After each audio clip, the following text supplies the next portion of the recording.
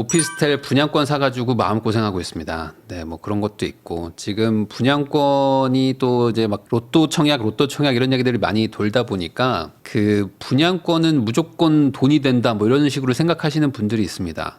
저도 지금 제가 클래스 101에 지금 강의를 찍고 있는데 거기도 지금 청약이랑 분양 얘기들을 하거든요. 근데 이 분양권이라는 거를 사실 타겟팅이 투자를 잘 모르는 문외한인 분들이 많이 이걸 보죠. 그리고 분양권은 뭔가 새 집이다 보니까 사면 왠지 돈 벌 것 같은 생각이 들어요. 그러다 보니까 을에 뭔가 분양권은 돈 되는 것 이렇게 생각해가지고 약간 무지성 청약하시는 분들도 많고, 반대로 전매 제한 딱 풀리자마자 그냥 무조건 사는 분들도 많거든요. 근데 절대 그렇게 생각하시면 안 됩니다. 이 분양권이라는 것도 이 수요와 공급, 거기다 이제 여기는 약간 투기 심리가 확실히 붙기 때문에 그 단타 치려고 하시는 분들도 많고, 그래서 순식간에 막 가격이 올랐다가 또 쭉 빠지기도 하고, 특히 이제 입주장 들어갈 때쯤 돼가지고는 이 분양권 시장이 막 흔들흔들합니다. 그래서 이 분양권 쪽은 특히 이제 뭐 청약은 모르겠지만 분양권은 이 초보자가 접근하기는 쉽지 않고, 그리고 청약은 반대로 이제 초보자들이 할 수는 있지만 모든 청약이 다 돈 되는 게 아닌데, 그냥 청약은 곧 싸게 사는 것 뭐 이런 식으로 생각해가지고 요즘에 분양가 상한도 거의 없어가지고 그냥 업체에서 되게 비싸게 분양하는 것들이 있거든요. 되게 비싸게 분양하는데도 그걸 그냥 싼 줄 알고 사시는 분들이 되게 많고, 그런 분들이 입주장 돼가지고 마피로 던지고 이런 일들이 사실 뭐 계속 반복됩니다. 뭐 십몇 년이 뭐야, 뭐 20년, 30년째 반복되고 있는 일이긴 하죠. 그러다 보니까 이제 분양을 어떻게든 완판을 시키려고 건설사 시행사들이 이제 노력을 하는 거고, 거기에 이제 새 아파트 뭐 이래저래 막 그 혜택을 막 줍니다. 그러면서 이제 초보자인 분들이 이제 어버버 하다가 이제 계약을 우선 하고, 계약한 다음에 저 청약 됐는데 어쩌죠 하면서 이제 그때부터 고민을 하기 시작하는 거죠. 현금이 한 5천 있는데 갑자기 한 7억, 8억짜리 뭐 어떻게 해버린 거야, 그냥. 신용대출 받아가지고. 그 다음에 이걸 중간에 어떻게든 뭐 팔고 나와야지? 약간 이런 생각으로. 그러니까 내 거를 누가 사준다는 거는 그 1년, 2년 지나고 난 뒤에 그때 이 동네가 인기가 더 많아져야 되는 거죠, 지금보다. 근데 그거를 생각을 안 하고 그냥 이 청약은 무조건 돈 된다 라는 생각으로 하시는 분들이 많아요. 그러다 보니까 이제 입주장 들어가면서부터 이제 골치 아파지는 거예요. 입주장 들어가면은. 왜냐면 내가 돈이 없었거든. 내가 돈이 없는데 전세로 어떻게 때울 줄 알았는데 이미 분양가가 비쌌기 때문에 대출도 한계가 있고 전세도 한계가 있단 말이죠. 그러면 그때부터 이제 진짜 계약을 했으니까 돈을 집어넣어야 되는데, 내 돈 집어넣어야 되는데 돈이 없어. 그러니까 어떡합니까? 어떻게든 그냥 던지는 거지. 차라리 마피로 던지는 게 싸게 맥히죠. 왜냐면 취득세만 몇 천만 원인데, 취득세에다가 뭐 전세 맞추고 하면은 그냥 뭐 한 몇천 깨집니다. 그냥 한 2, 3천 깨져요. 그러다 보니까 그냥 그렇게 돈 추가 투입을 해가지고 잘 되면 좋겠는데, 거기다 뭐 대출 받아가지고 뭐 신용대출 집어넣어가지고 어떻게든 막 버텨야 되죠. 전세 맞추고 버티는데 그 버티면서 또 이자도 나가니까 그런 것들 고려하면 차라리 그냥 뭐 마피로 던지자 뭐 이렇게 하시는 분들도 있는 거죠. 근데 문제가 마피로 내가 던지기 시작하면 얘도 던지고 쟤도 던져, 막 다 던져 막. 특히 이제 세대수가 큰 대형 입주가 막 이어지는 그런 동네들이 있습니다. 그런 동네들은 투자들도 많이 들어갔거든. 솔직히 투자자가 많이 들어가요. 실거주라기보다는 약간 투자로 중간에 치고 나와야지 라고 딱 생각하면서 들어간 사람들이 쟤도 던지고 나도 던지고 다 던지니까 이제 더 막 던지는. 그럴 때 이제 거꾸로 약간 좀 현금이 있고 하시는 분들은 좀 중장기로 보고 사는 분들도 있습니다. 그게 무조건 나쁘다고 볼 수는 없는 거죠. 왜냐면 이제 중간에 그 금전적으로 힘든 사람들 물건을 상대적으로 돈이 있는 사람들이 사는 거거든요, 항상. 그러다 보니까 그게 다 장단이 있는 건데, 그러니까 기본적으로 뭐든지 좀 싸게 사야 되는 게 맞고요. 조금 싸게 사가지고 중간에 부침이 있지만 잘 버텨서 나중을 기약한다. 이게 기본적인 부동산 투자의 어떤 공식입니다. 근데 대부분 이제 부동산을 어떻게 접근하냐면 이제 단타로 접근하는 분들이 있어요. 단타로. 지금 사가지고 뭐 1년 안에 팝니다. 뭐 2년 안에 팝니다. 뭐 이런 식으로 생각하시는 분들도 있는데, 부동산은 우선 사면서 취득세 나가고 뭐 중개 복비 나가죠. 거기다가 뭐 수리해서 뭐 임차를 맞춰야 되는 경우도 있고, 뭐 중간에 팔라고 그랬더니 뭐 양도세가 막 70% 60% 이런 경우들도 있습니다. 그래서 한 2년 보유를 해야 되는데, 2년을 보유하면은 주식이나 뭐 어떤 이제 투자 초보자나 이런 그 사회 초년생 이런 분들은 2년이나 보유했는데요, 막 이런 생각을 합니다. 그러니까 내가 사고 무조건 2년 안에 올라야 돼, 막 이런 생각들을 하거든요. 근데 실제로 부동산이라는 거는 한 4년, 뭐 6년, 뭐 이렇게 8년 이렇게 가지고 있는 분들도 많습니다. 그러니까 이게 그 2년 정도면은 단타까지는 아니지만 그렇다고 중장기 투자라고 보기도 참 어려운 게 부동산 투자예요. 그래서 내가 샀는데 2년 뒤에 뭐 1년 뒤에 빠졌다 해가지고 저 손해봤어요 뭐 이렇게 생각하시는 분들도 있는데, 반대로 좀 길게 보면 또 다시 또 회복을 합니다. 그러니까 부동산 투자라는 거를 너무 그렇게 막 단기적으로 보지 않는 게 좋긴 합니다.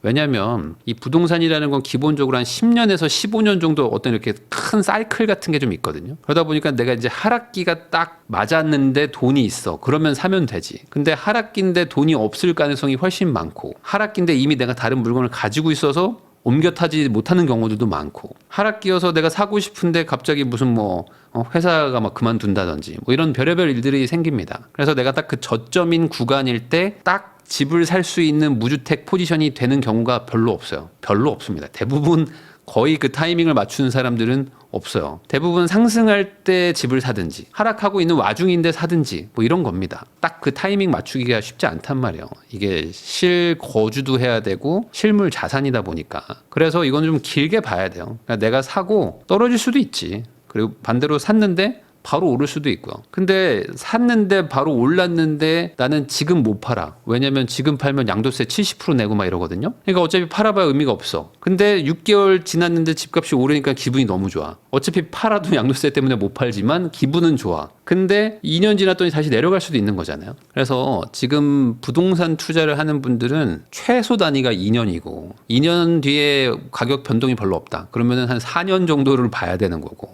요즘엔 임차인들이 워낙 그 임대차 3법 이런 것들이 강력하기 때문에 투자를 한다 라고 생각하면 한 4년 정도 단위로 생각하는 게 맞긴 맞습니다. 그러니까 내가 지금 샀는데 4년 뒤에는 어느 정도 되겠지 정도의 어떤 그런 판단으로 하는 게, 중간에 2년 차쯤에 한번 팔 수도 있겠다 정도의 어떤 그런 포지션으로 접근하는 게 좋죠. 4년 뒤에 팔 건데 2년 뒤에 팔 수도 있잖아 정도의 어떤 그런 마음가짐으로 접근하는 게 좋습니다. 그래서 뭐 분양권 투자도 나쁜 건 아닌데, 분양권은 기본적으로 뭐 1년 있다가 팔자, 지방 같은 경우에는 뭐 더 짧게 있다 팔자 뭐 이런 생각하시는 분들도 많거든요. 뭐 손피로 해가지고 뭐 한 4개월 만에 팔아버리고 뭐 6개월 만에 팔아버리고 뭐 이런 생각을 막 하시는 분들도 막 있을 거예요. 근데 그게 그렇게 좋진 않을 수 있습니다. 분양권 투자가 쉽지 않아요. 안녕하세요. 오늘도 초등학교 딸이랑 듣고 있습니다. 꾸준히 경제책 읽히고 있는데 애들이 하는 부익남님 클래스 101도 들었습니다. 제가 몇 년 전에 만들었던 거. 아기 돼지 삼형제 집 마련하는 얘기가 기억에 많이 남았나 봐요. 네. 감사합니다. 어린이들을 위한 경제 강의 같은 것들도 사실 필요한데 참 쉽지 않습니다. 부모님들이 잘 모르기 때문에 그 학교나 아니면 뭐 어떤 그 교육 과정에서라도 좀 경제를 좀 가르쳤으면 좋겠다라는 얘기를 한 적이 있는데, 사실 경제라는 거를 가르친다는 게 국가 차원에서는 쉽지 않을 거예요. 왜냐면 이게 참 아이러니한데 세상에 많은 사람들은 돈을 써줘야 됩니다. 소비도 해야 되고 뭐 여행도 가야 되고 밥도 사 먹고 뭐 흥청망청 술도 먹고 하는 사람들이 분명히 필요하죠. 왜냐면 이 사회라는 거는 다들 극도의 효율성을 추구하잖아요. 그러면은 다 망해요. 기본적으로 이 자본주의 시장 경제는 어느 정도 소비를 많이 해야 됩니다. 소비를 해서 그 돈이 돌면서 돈이 불어나서 그걸 벌고 싶은 욕망이 생기게 되고, 그 욕망을 쫓아서 사람들이 사업도 하고 장사도 하는 거거든요. 그래서 망할 사람들은 망하고 벌 사람들은 벌면서 효율적인 사람들이 살아남는 겁니다. 어떤 업계에서 잘하는 사람들이 살아남고 못하는 사람들은 망하는 거죠. 그러면서 이 시장 경제가 점점 더 효율성이 생기는 거고, 그러면서 이 사회가 발전하는 건데, 그러려면 당연히 누군가는 돈을 쓰고 해야 됩니다. 그래서 제가 이제 이런 뭐 절약을 해라, 뭐 저축을 해라, 뭐 이런 얘기를 하잖아요. 그러면은 많은 댓글들 중에 하나가 저 지금 자영업 하는데 그런 얘기 좀 그만해라 좀. 네가 돈 아끼라고 하니까 장사가 안 되는 거 아니냐? 뭐 이런 얘기 하시는데 그건 아닙니다. 왜냐면 저는 돈을 아끼라고 하지만 돈 쓰라고 하는 유튜버들도 수백 명, 수천 명이야. 그거는 제 탓을 하는 거지. 저 때문에 본인 그 자영업 장사가 안 되는 건 아닙니다. 왜냐면 돈 쓰라고 하는 사람들도 많거든요. 어떤 분들은 뭐 너 왜 이렇게 집값 올라간다고 얘기하냐 뭐 이런 얘기 하시는 분들도 있는데 집값 떨어진다고 말하는 사람들도 많아요. 그러니까 내가 듣기 싫은 말이니까 짜증나는 분들도 있으실 거고 반대로 내가 듣고 싶은 말을 해줘가지고 너무 고맙다고 생각하시는 분들도 있을 텐데 결국에 이 시장의 참여자들은 각자 자기 생각대로 사는 겁니다.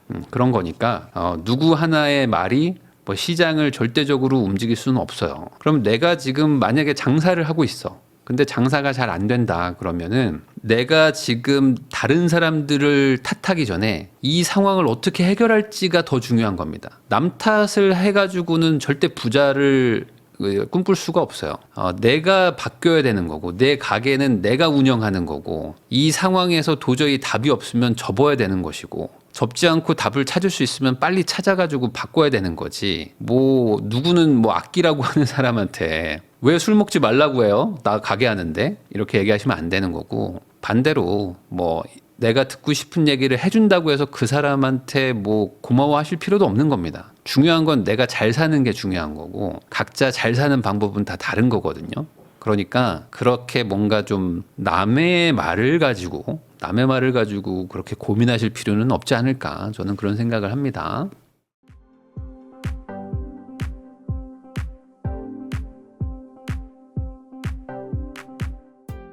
안녕하세요. 클래스 오너 강의 들으려고 하는데요. 저는 부산에 거주 중인데 지방에 관련해서도 수업 내용이 같을까요? 지방 서울 뭐 할 거 없이 똑같죠. 한국이라는 동네는 다 똑같습니다. 그래서 뭐 실거주든 뭐 갭 투자든 지역에 너무 이렇게 염두를 둘 필요는 없지만 그런 건 있죠. 정책에 따라서 지역을 좀 구분해야 될 필요는 있습니다. 그러니까 뭐 제도라든지 뭐 이런 것들이 뭐 지방이냐 서울이냐 해가지고 이렇게 나뉜 건 없어요. 지금 현재 버전은. 근데 규제나 어떤 세법이나 아니면 어떤 이런 정책 같은 것들을 봤을 때 특정 지역들을 조금 불리하게 만드는 정책들이 많이 있죠.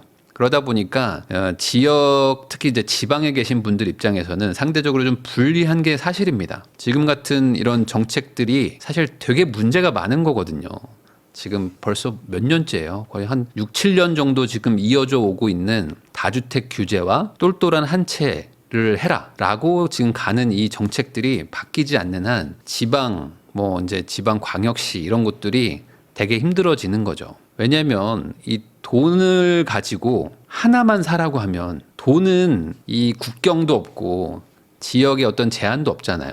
그러다 보니까 우리나라에 이제 돈 많은 사람들이 전국에 퍼져 있는데 그 사람들한테 한 채를 사라 그러면 이제 획일성을 강요하는 거지. 어찌 보면. 자, 우리나라에서 부동산 투자를 하면서 하나만 사세요라고 하면은 우리나라 사람들이 뭐라고 생각할까요? 그래? 그러면은 제일 좋은 거, 확실한 거 사야겠다. 라고 생각하는 순간 지방과 서울의 경쟁력 차이가 생기는 거죠. 아무래도 서울이나 이런 것들이 좀 마음이 편한 게 있단 말이지. 그러다 보니까 지방에 있는 분들도 집 팔아가지고 건물 팔아가지고 서울 살려고 하고 서울에 있는 사람들은 당연히 지방은 안 가고 서울 살려고 하겠죠. 있던 지방 물건도 팔아서 서울로 돌아오려고 할 거 아니에요. 그러니까 이렇게 똘똘한 한 채 뭐 이렇게 1주택자 뭐 이런 식으로 규제를 하기 시작하면은 이게 또 서울 집중화 현상을 일으키게 되는 겁니다. 근데 예전에 그 어떤 뭐 MB 정권이나 이럴 때 서울에 좀 공급도 많고 하면서 그 금융위기 이후에 서울에 막 공급 수도권에 공급 많았을 때는 그때는 좀 그게 덜했어요. 왜냐면 뭐 그때는 다주택 규제도 없었지만 서울이 그래도 좀 흔들흔들할 때는 지방이 원래 좀 살아야 되거든요. 지방이 좀 살아야 돼. 그리고 서울이 많이 비싸지면 지방으로 돈이 가거든요.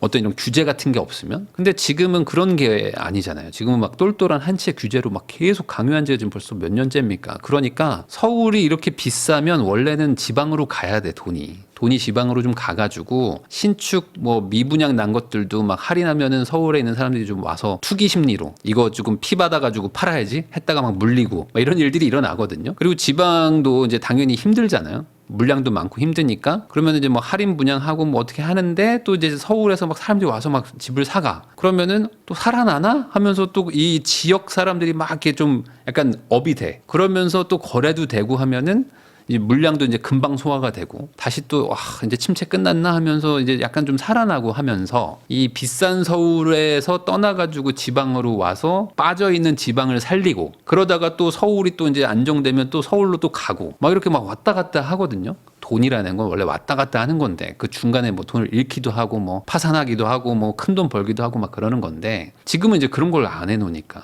지금은 뭐 하나만 사라고 하니까 이왕 사는 거 서울 사는 게 맞는 것 같고 한 채를 가지고 있는데 두 채 살 바에는 차라리 모아놓은 돈 더 합쳐가지고 상급지로 가자는 생각을 하고 그리고 부자들도 한 채만 사라고 하니까 최상급지들이 가격이 계속 올라가고 야 저기가 저렇게 비싼데 우리 집도 올라가겠지? 라고 하면서 사람들이 이 비싸도 안 팔아 계속 가 끝까지 가는 거야 막 들고 가 근데 지방에선 돈 싸들고 다시 막 와 그러면은 와 역시 내가 버티길 잘했어 하면서 가격이 또 계속 막 올라가고 그러면은 소수의 뭐 몇 퍼센트 뭐 한 10%들은 막 올라가는데 나머지 8, 90%들은 막 이제 지지부진한 이런 상황으로 계속 가는 거죠. 그러면은 그 10%로 가는 돈들을 어떻게든 흩뿌려 가지고 지방으로 보내든 뭐 이 서울 뭐 낡은 아파트로 보내든 막 해야 되는데 그거에 대해서는 지금 뭐 여야 할 거 없이 지금 없어요. 아무런 어떤 그 대안도 없고 정책도 없어. 그냥 이대로 가자인 것 같아요. 이대로 가자. 그러면은 뭐 계속 가는 거지 뭐. 요즘 전월세도 올라가나요? 네, 전월세는 뭐 계속 올라가는 추세고,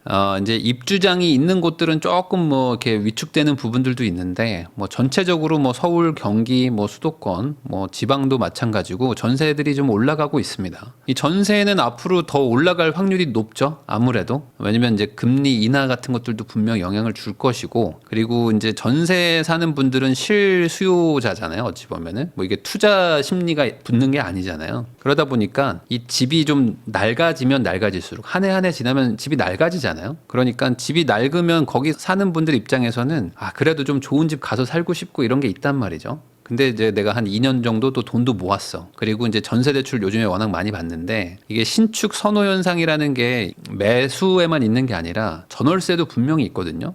왜 그러냐면 뭐 신축이 이제 많았던 동네들은 그나마 좀 덜합니다. 근데 이제 신축이 좀 적었던 그런 지역들이나 이런 데들은 다른 연식들 대비 신축과의 어떤 그 갭이 많이 벌어졌어요. 그러니까 예전에는 이 동네에 낡은 아파트가 뭐 한 20년 된 아파트 그리고 신축 이러면 한 20년 차잖아요. 근데 이제는 그 사이에 또 몇 년이 또 흘러가지고 이제는 이 동네 평균이 막 25년, 28년이야. 근데 신축이 막 들어왔어. 그러면은 저기 가서 살아야 되는데 라는 생각들이 되게 많아지고 특히 요즘에 짓는 아파트가 한 10년 전 아파트 대비 좀 유의미하게 좀 이쁘게 잘 짓는 게 있습니다. 요즘에 좀 아파트도 그 경쟁력을 좀 많이 확보하려고 특히 이제 조경 같은 거 많이 신경 쓰고 구조, 이 베이 같은 것들도 좀 잘 뽑는 게 있죠. 요즘에 뭐 알파룸도 만들고 막 하잖아요. 그러니까 살아보면 아는 그 약간 좀 신축봄이 있어. 살아보면 알아. 근데 안 살아보면 몰라. 그러니까 이게 나는 한 번도 신축에서 안 살아봤어요 라는 분이거나 신축에 살아봤는데 한 15년 전, 20년 전에 신축 살아본 게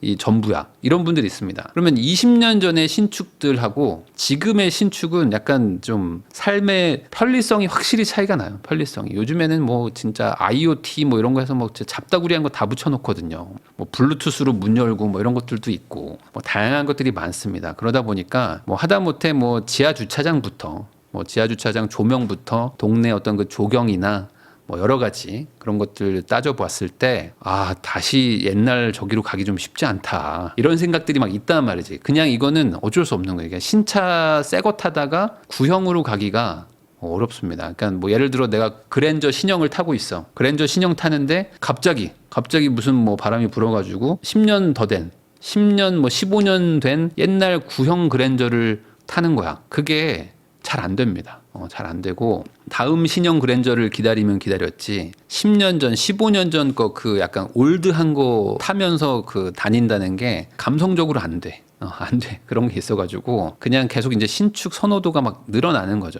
그러다 보니까 이제 전세 같은 것들도 구축들은 막 지지부진하고 막 그러는데 이 신축들 전세나 아니면 뭐 신축 매매나 뭐 이런 것들로 계속 몰려가는 것이고 그런 거는 아무래도 계속 가지 않을까 싶습니다.